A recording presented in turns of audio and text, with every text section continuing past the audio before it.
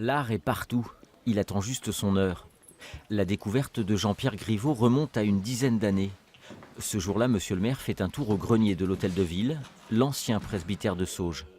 Et là, surprise. Là, en redescendant, je me suis essuyé les pieds parce que l'espace étant pas très propre.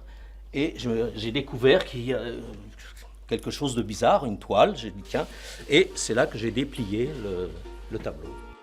En guise de paillasson plié en 8, cette toile de l'école vénitienne, une reproduction conforme à l'original des Pèlerins d'Emmaüs signé Tiziano Vecellio, dit Titien, aujourd'hui visible au Louvre. La copie de Sauges, plus petite mais remarquablement exécutée, a tapé dans l'œil d'une jeune étudiante de l'école du Louvre.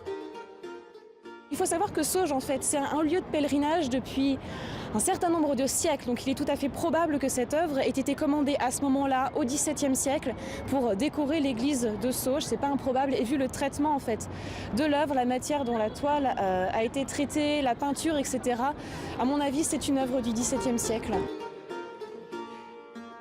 Au XIXe siècle, Napoléon III a commandé environ 14 copies de Titien, 14 pèlerins d'Emmaüs. Et ce n'est pas un tableau du XIXe, ce n'est pas une de ces copies commandées par Napoléon III. Et c'est une œuvre qui était dans l'église avant le XIXe siècle. Un chef-d'œuvre en péril.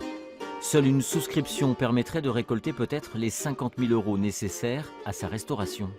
L'élégante copie pourrait alors retrouver sa place dans la nef de l'église romane, toujours à Sauges, mais sur les murs cette fois.